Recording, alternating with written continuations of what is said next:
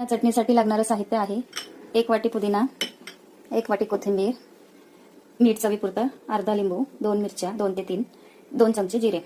मिक्सरच्या भांड्यात 1 वाटी पुदिना, कोथिंबीर 1 वाटी, 2 ते 3 मिरच्या, 2 चमचे जिरे, मीठ चवीपुरतं आणि त्याच्यावर लिंबू पिळून घ्यायचं. एकदा मिक्सरला फिरून घेतलं की त्याच्यामध्ये आपल्याला थोडंसं पाणी ऍड करायचं आहे आणि परत मिक्सरला फिरून घ्यायचं आहे.